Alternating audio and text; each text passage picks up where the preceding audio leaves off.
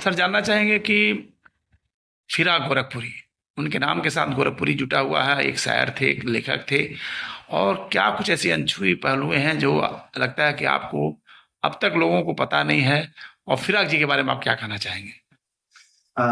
फिराक जी के बारे में मैं कहना चाहूंगा कि ऐसा कुछ नहीं है जो लोगों को ना मालूम है। और खासतौर से आज के समय में जब सबके पास चीजें सर्वसुलभ है, लेकिन उनको देखने का नजरिया क्या हो और किस दृष्टि से उनको देखा जाए, समझा जाए, चूंकि वो अपने जीवन में भी जब वो मौजूद थे तब भी और उसके बाद भी एक विवादित शख्सियत के रूप में भी देखे जाने जाते रहे। क्योंकि जितनी उनकी शायरी मशहूर थी उतना ही उनका व्यक्तित्व भी और आलोचना के घेरे में भी बढ़ जाता था। मैं समझता हूँ कि फिराक एक ऐसे वाहिद शख्सियत में शायरी न सिर्फ उनका सृजन है, बल्कि मैं समझता हूँ कि उनका व्यक्तित्व भी उनका एक बहुत ही दुर्लभ सृजन है जो आज के समय में काफी मायने रखता है। मैं दरअसल यह बात इसलिए कह पा कि जब हम देश में देखते हैं, हम अपने देश में अगर उदाहरण लें तो महात्मा गांधी को देखते हैं कि महात्मा गांधी एक ऐसी शख्सियत के रूप में हमें नजर आते हैं जिनको महात्मा की उपाधि दी गई और महात्मा के रूप में लोगों ने स्वीकारा, जबकि वो एक राजनीतिज्ञ थे। और बावजूद इसके क्या ऐसी खास बात थी गांधी में, महात्मा गांधी में, कि उन्होंने इतनी प्रतिष्ठा, जबकि उन्होंने लेखन के क्षेत्र में भी कोई बहुत लेखनी अपनी चलाई नहीं। मैं समझता हूँ कि वो विदेश से पढ़ लिख करके आए थे, लेकिन उनके समय में बहुत से लोग थे जो विदेश से पढ़ करके आए थे और उनसे अच्छे स्कॉलर थे। लेकिन गांधी जी की जो बात उन्हें विशेष बनाती है कि अपने मन, कर्म और वचन से एक होना, और इन्हीं अर्थों में उनका जीवन जो सबसे बड़ा दर्शन आ गया। और गांधी ये कहते भी थे।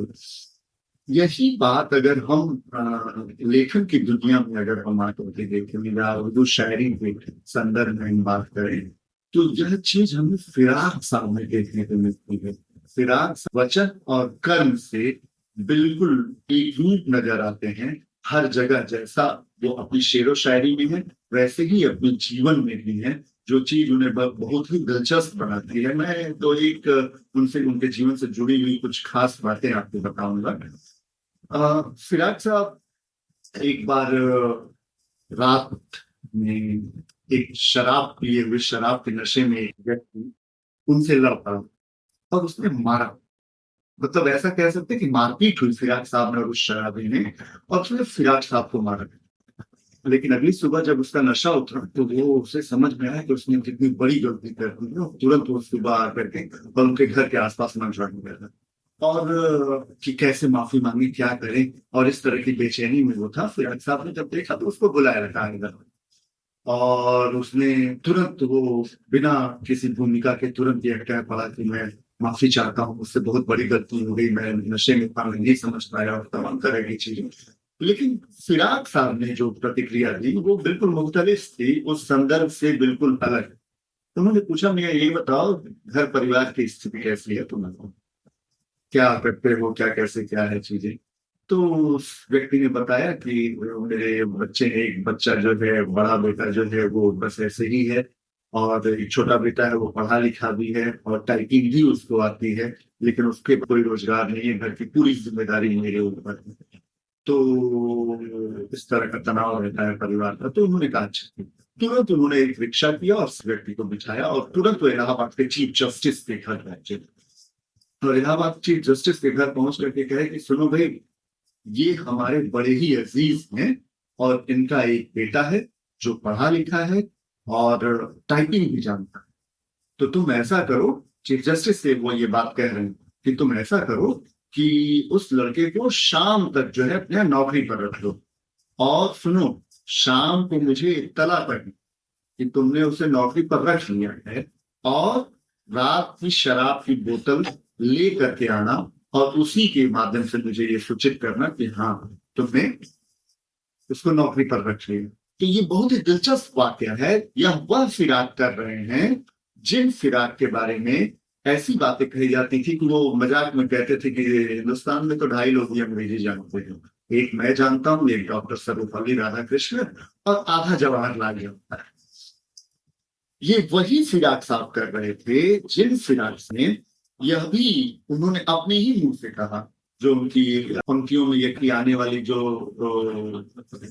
जो नस्लें होंगी वो फक्र करेंगी तुम पर कि तुमने फिराक को देखा है। इसे आप कह सकते हैं कि फिराक की ये खुशफहमी, या एक ऐसा कह सकते हैं कि अपने को लेकर के बहुत ओवर एस्टिमेट कर लेना खुद को, लेकिन ऐसा था नहीं। सच में वो जैसे थे वो वैसा कह पा रहे थे। वो क्यों हम आज हम वास्तव में इस हकीकत में महसूस करते हैं कि फिराक को जिसने देखा, ये बड़े ही गौरव की बात है। फिराक के साथ जो लोग रहे, क्योंकि आज के समय में फिराक जैसा हो पाना बहुत मुश्किल है, उतना ही मुश्किल जितना कि गांधी हो पाना। तो फिराक की संदर्भ में एक और पंक्ति जो है, पंक्ति क्या उनकी शायरी पर मैं बताना चाहूंगा, यह उनके शख्सियत से संबंधित बातें थी। और दूसरी उनकी जो है शेरो शायरी की दुनिया में उन्होंने जो किया, हम जानते हैं कि फिराक से पहले जो शायरी थी वह शायरी रूमानियत और दार्शनिकता की ऊंचाई पर थी। फिराक सामने उसमें एक जो नई पहल थी, उसको रूमानियत और दार्शनिकता के धरातल से थोड़ा सा वो आम जनमानस की तरफ खींच कर रहा है शायद। और खेत खलिहान किसान और सभ्यता, ये संस्कृति, पेड़ पहाड़ पर्वत जंगल, इन चीजों को भी जो आम जीवन के हिस्से हैं उनको शेरो शायरी में बोलने के उनका एक बड़ा काम बना।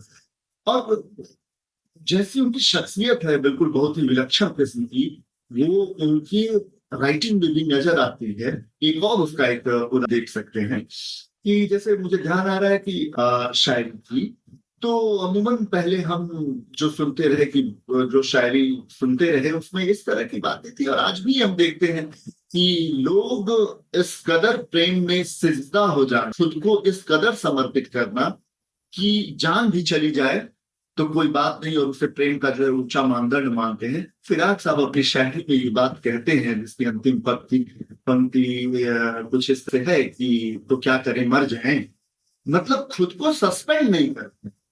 एक प्रेमी के रूप में भी ये एक खास बात थी कि खुद को मनसूख नहीं करते। एक जब रूमानियत की कविता, जब आशिकी मौशिकी कविता वो करते हैं, शायरी करते हैं, तो वहां खुद को मनसूख नहीं करते।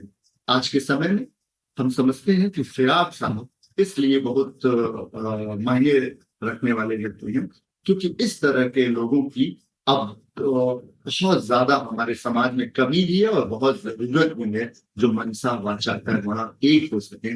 जरूरत है हमें फिराक साहब की शायरी को फिराक साहब के जीवन और उनके व्यक्तित्व से मिलाकर पढ़ा जाए, तभी हम सही अर्थ तक और सही मुकाम तक पहुंच सकते हैं।